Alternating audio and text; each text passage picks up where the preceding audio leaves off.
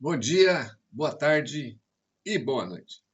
Essa brincadeira de saber, nunca saber quando é que a pessoa vai ouvir, né? Se é que vai ouvir.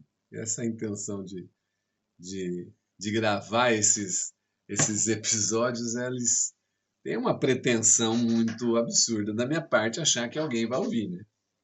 Mas é importante a gente criar oportunidade. Bom, para quem não me conhece, eu vou me apresentar de novo. Meu nome é Jaime, eu sou professor, tenho minha formação em física, engenharia e tenho um trabalho longo numa hipótese dentro da física de partículas, que é incluir a relação na abordagem e na percepção de objetos quânticos e da descrição de fenômenos envolvendo esses objetos, né? É uma transposição que a gente faz, inclusive, para as outras áreas, tá? E a gente tem feito esse bate-papo e eu leio os capítulos de um livro, do livro que eu escrevi, e ver se eu consigo acertar dessa vez. Quase. Olha lá. Então, a hipótese da disponibilidade relacional, as relações como origem da matéria. Eu sempre errando aqui. Legal. E eu fiz uma introdução e fizemos o primeiro capítulo, falamos um pouquinho sobre realidade e existência, na perspectiva da fenomenologia do pragmatismo de Peirce, né?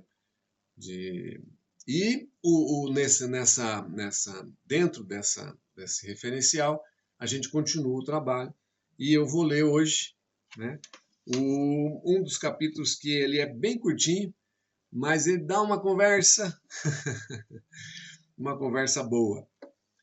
O título do capítulo, quando eu escrevi o livro, foram pensamentos que foram indo e a gente foi colocando. Tem capítulos mais longos, tem capítulos mais curtos. Esse é um capítulo curto, mas o fato de ser curto não implica necessariamente ele seja menos denso, né?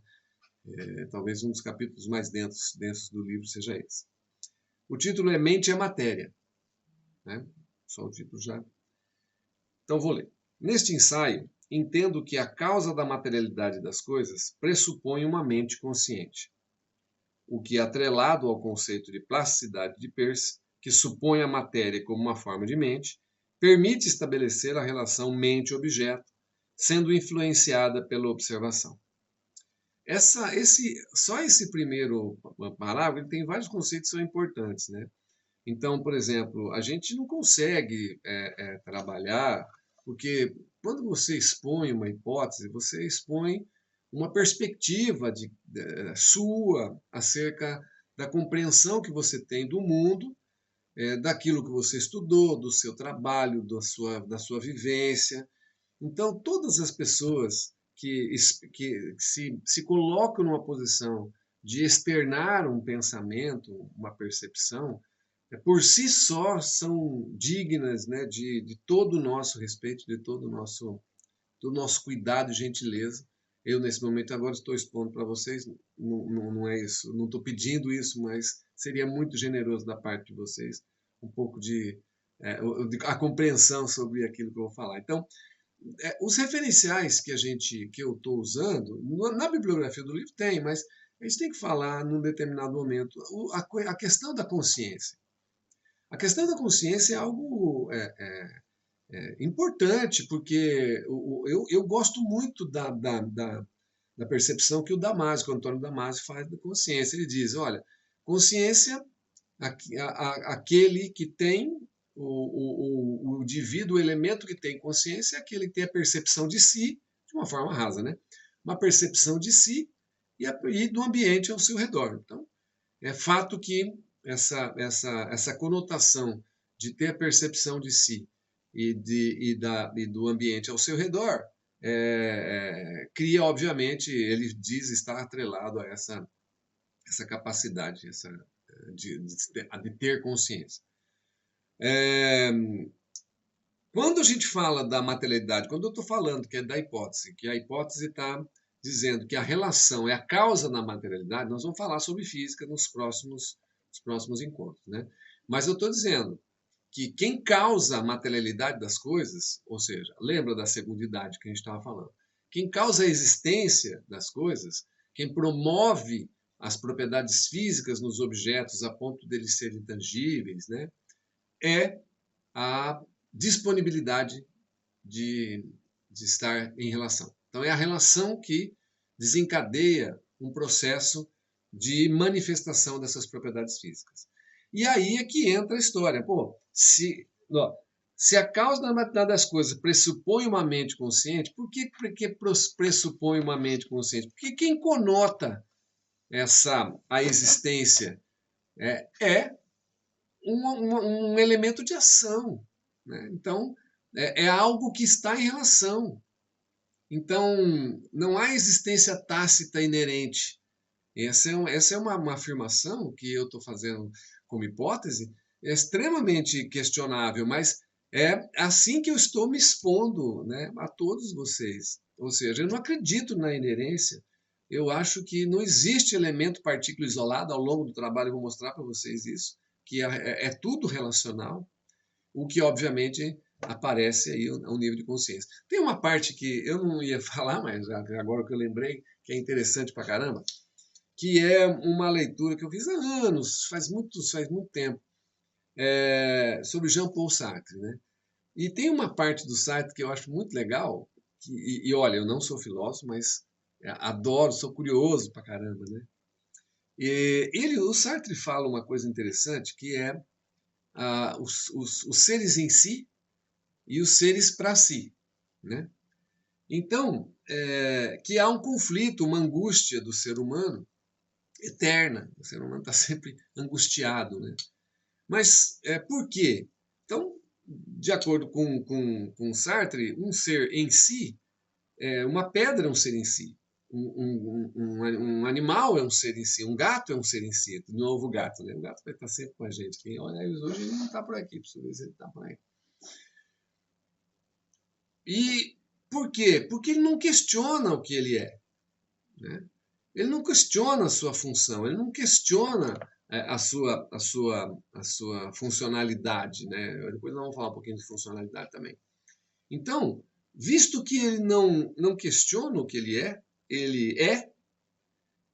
os seres para si são seres que questionam. E o homem é um ser para si. Ele questiona o que ele é. Ele questiona o que ele faz. Então, se a gente for pensar dessa forma, em termos de. Falar um termo que não cabe, mas é o melhor que eu estou achando agora, em termos de felicidade, os seres em si são felizes, porque são em si uma pedra em si. Um animal, um cachorro, um gato, são seres em si. O homem, por si só, ele é um ser para si, porque ele questiona aquilo que ele é a todo momento. Então há um conflito. Então ele almeja a cada instante atingir o ser em si. Deus é um ser em si, né? Se a gente for pensar assim nessa entidade, né? É um ser em si. Então há isso tem há uma necessidade, uma vontade, uma intenção, uma busca do homem em ser em si que nunca vai acontecer. E por que eu estou falando isso? Porque essa busca do ser em si, ele causa, ele denota dessa percepção de si e do contexto. Portanto, de uma certa forma, o homem a humanidade, o ser humano, é o único ser dotado de consciência. Olha a afirmação que é provocativa mesmo, né? É o único ser dotado de consciência porque, em termos de Sartre, claro, estou usando o Sartre para fazer essa discussão, essa provocação para vocês, onde a busca dos seres para si, em direção a um ser em si, só é possível ser um ser para si se ele tiver percepção de si e do contexto onde ele está, o que vai ao encontro da definição de consciência do Antônio Damasio. Né?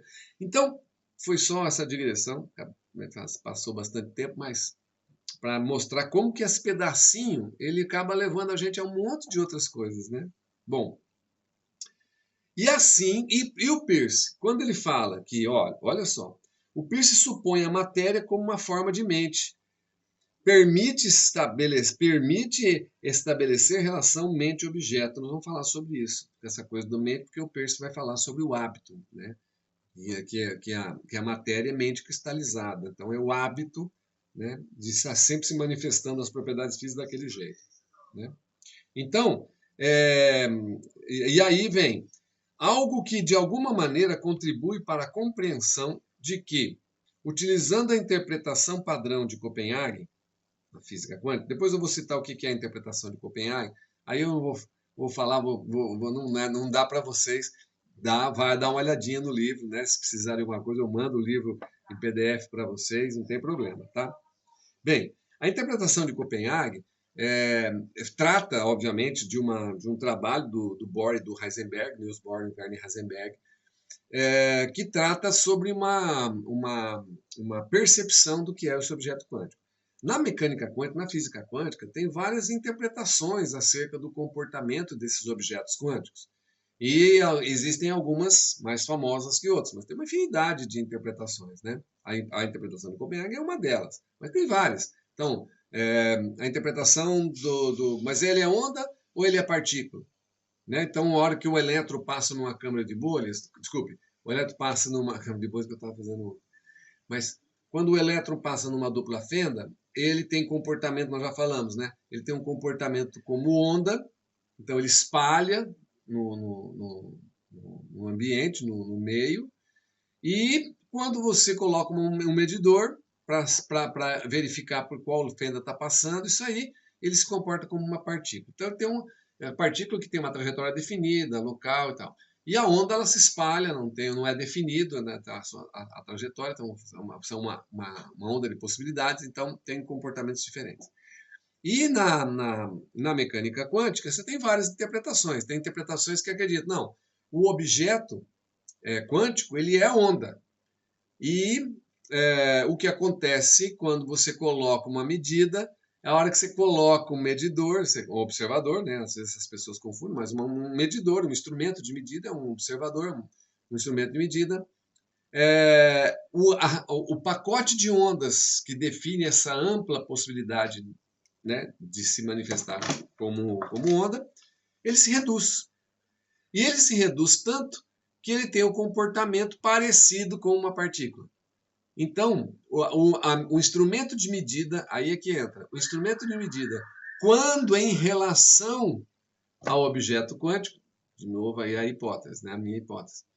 Quando em relação com o pacote de ondas, reduz esse pacote de ondas e faz com que aquela onda se pareça como tem uma trajetória definida, mas ele continua sendo onda. Isso é uma hipótese, ele continua reduzindo, mas como reduzido a sua possibilidade de espalhamento, né? Tem outras interpretações que dizem, não, é partícula, né? Então, esse é corpuscular. E como é que se explica se ele se esse objeto quântico, se o elétron, né, o objeto quântico, mas se o elétron ele é partícula, como é que se explica o padrão de frame de interferência? Aí ele explica-se, não, é porque na verdade essas partículas acabam entrando em interação com o objeto, né, com o obstáculo, e acaba tendo essa aparência de ondulatória, né? Bem, e existe a dualista, que diz que o objeto quântico ele se divide em uma parte partícula, outra parte corpúsculo, tal. Bom, tem uma infinidade, e a gente vai falar isso durante o trabalho, tá? E aí, nessa situação, nesse parágrafo que eu estava lendo, veja, a matéria ser mente e precisar de um elemento de consciência, está lá. Existe uma relação entre a mente e o objeto, portanto, explicaria a influência do observador, já que essa mente, a matéria pode ser mente cristalizada, né? Tal. E na interpretação de Copenhague, que é do Niels Bohr e é do Werner Heisenberg, vai ao encontro dessa interpretação. Tá? Então, aí eu faço um trabalho eu faço uma descrição das teses do Bohr e do Heisenberg. No livro eu não vou falar agora, vou deixar para vocês lerem. Né? Muito bem. Seria razoável interpretar a observação como uma interação física, Então, a observação no fenômeno quântico, quando você observa, quando você faz a medida, mas a observação é uma interação física da mente, né, como um objeto material, percebe? Então, o fato dele estar dando essa deixa de que a mente é matéria, a matéria é mente cristalizada, então a gente pode imaginar uma interação entre a mente e o objeto, acabando desencadeando no processo de redução do pacote de ondas a ponto daquela onda se tornar uma partícula, né? E aí tem as características físicas da matéria, né?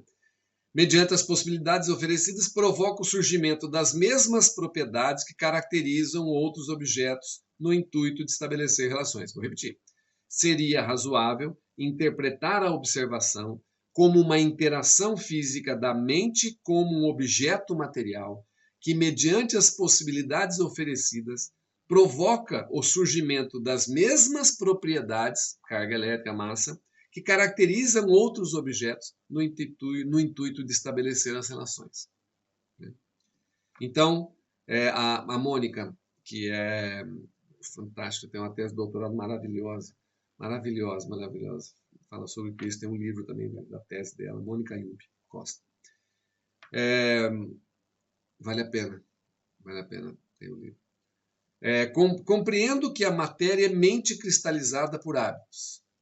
É possível, olha só, compreendo que matéria é mente cristalizada por hábitos. É possível conceber, a partir de Peirce, que a mente supõe todas as possibilidades do existir. Tudo é mente, na primeira idade.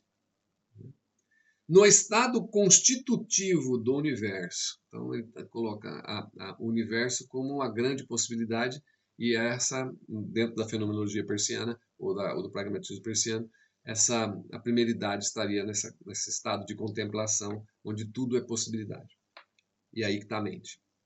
A partir da tendência à aquisição de hábitos, nós já falamos, algumas das possibilidades realizam-se, cristalizando a mente e constituindo a matéria. A matéria é mente que adquire forma. Bonito pra caramba isso, mas é bem razoável isso. Se nós temos a tendência a tendência geral, que é a você praticar o hábito, a recorrência, né, que é poupar energia, então aquilo que se torna possibilidades de tanto acontecer a mesma coisa acaba dando algum tipo de inerência superficial, vamos pensar assim. Então, isso aqui vai ser sempre um mouse, né? Então, isso aqui é inerente a qualquer coisa, não é. Na verdade, esse aqui é o resultado da recorrência do hábito, da plasticidade do hábito, das partículas aqui, de todas as possibilidades estarem sempre se manifestando, ou melhor, sempre não, mas a maior parte das vezes se manifestando desta forma. Então, aquilo tudo que era possibilidade, que era a mente, acaba, de alguma forma, pela força do hábito, da recorrência, dando as características de matéria, e essa característica de matéria, para quem observa, parece que é independente de mim. Essa é a nossa discussão. Retomando a categoria da terceira idade, observamos que ela se refere a uma experiência contida na representação de uma conduta, então, a terceira idade, de uma regra, de uma predição ou de uma lei. Eu acabei não falando na outro nosso trabalho sobre lei. Eu comecei a falar, depois eu acabei não falando. Tal. Eu falei que as leis deveriam sempre vir depois, né? Fazer uma crítica em relação às leis que a gente está acostumado. Né? Então, por exemplo, o que o homem faz é fazer uma lei para que essa lei force o hábito. Então, ao invés de você fazer uma lei ratificando o hábito já existente, não, você faz o contrário, você faz uma lei para que todos recorram no hábito e assim cumpram a lei, entendeu?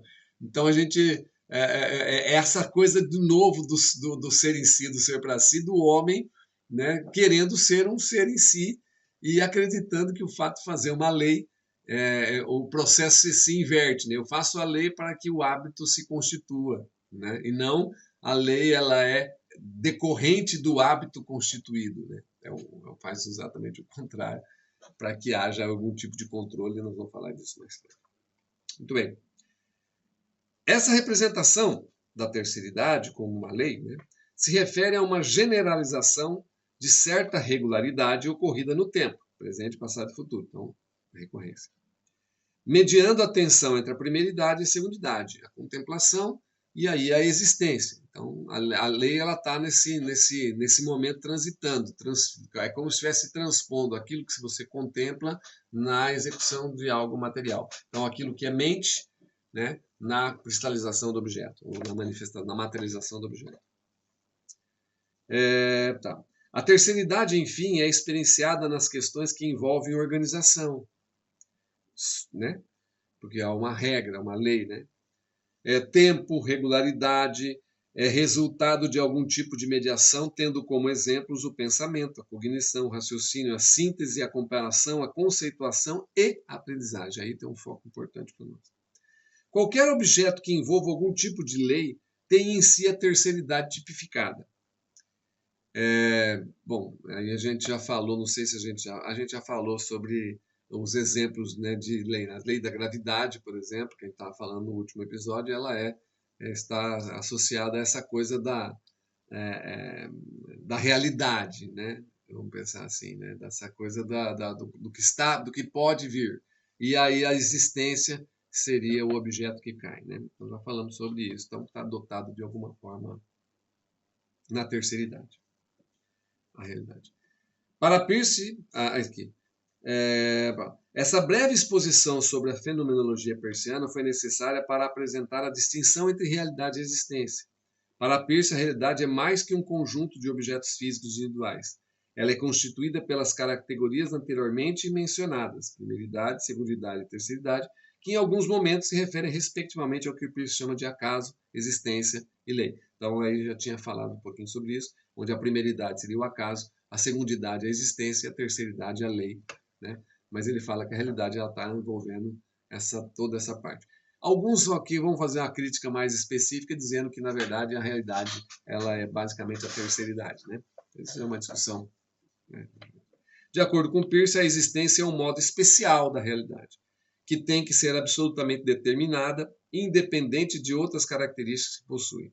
Então, veja que a existência ela é menor, né, nesse sentido, do que a realidade. A realidade, por sua vez, é um modo especial do ser, cuja característica é que as coisas são reais, as coisas que são reais são o que elas são realmente. Desculpe. A realidade, por sua vez, é um modo especial de ser, cuja característica é que as coisas que são reais são o que elas realmente são, independente de qualquer afirmação sobre elas. Quase indo ali pro Sartre que a gente estava comentando, né? Veja lá. Aí vem o Peirce, abre aspas. É verdade que não temos nada que nos seja imediatamente presente, a não ser os nossos pensamentos. Esses pensamentos, no entanto, foram causados por sensações e essas sensações são compelidas por algo que está fora da mente. Essa coisa fora da mente, que influi diretamente sobre a sensação e através da sensação pensada, por estar fora da mente, é independente do modo como a pensamos, é que em suma é o real. Olha que bonito. Pô, vale a pena, vou repetir, cara. Vou repetir, olha. É verdade que não temos nada que nos seja imediatamente presente, a não ser nossos pensamentos. Então, nossos pensamentos são presentes, né? Se a gente tivesse uma linha de tempo, né? Um tempo linear. Esses pensamentos, no entanto, foram causados por sensações. E essas sensações são compelidas por algo que está fora da mente, né? O exógeno, né, da parada. Essa coisa fora da mente, que influi diretamente sobre a sensação, que é a contemplação, a primeira idade, e através da sensação pensada, segunda idade, porque agora está fazendo uma avaliação sobre isso, por estar fora da mente, é independente do modo como a pensamos, né? Ou seja, não tem alteridade na história. E isso é, em suma, o real. Baita definição de realidade, né? Do que é real. E aí vem, Peirce discute essas ideias em um artigo publicado no jornal Journal Hilbert, em 1908, intitulado A Neglected Argument for the Reality of God. Nesse trabalho, o autor desenvolve a ideia de realidade de Deus e não de sua existência, o que nos ajuda a compreender um pouco a diferença entre esses dois conceitos. E aí vai abrir o outro capítulo, que é Deus é real, mas não existe, que é o próximo capítulo. E aí é que entra a história que todo mundo acaba criando uma certa discussão em relação quando eu falo Deus é real, mas não existe. Porque é maior. Vocês viram a definição do real, como o Peirce coloca, né? E o que eu estou dizendo, o real é muito mais amplo. Como o meu trabalho, a hipótese, está vinculada à existência, então a existência está exatamente, necessariamente vinculada à relação. Mas a realidade, ela pode não estar, entende? Talvez, isso eu não sei, estou estudando ainda, talvez a gente envolva a realidade nesse processo, mas por enquanto eu estou me referindo, estou dentro da minha caixinha, por enquanto, falando sobre a segundidade, falando sobre a materialidade das coisas e a necessidade dessa materialização estar associado primeiramente à relação e depois aos objetos que estão em relação. Porque, na verdade, esses objetos se constituem a partir da relação. Por isso que a materialidade é algo muito especial, né, para mim, em termos de realidade, né, em termos de realidade de existência. Né. É muito bom, mas eu não vou. Gente, ó, tranquilo. Então, se vocês. Foi muito provocativo isso, eu fiz uma provocação com vocês. Então, para quem assistiu, espero que tenham gostado. Não vou fazer muito, senão vai ficar da meia hora. Ninguém é obrigado a meia hora, né? Então, comentem se quiserem, mandem aí e-mail, entre em contato com a gente, vamos discutir mais, tá bom? Obrigado por ouvir mais um capítulo do meu livro. Um abraço.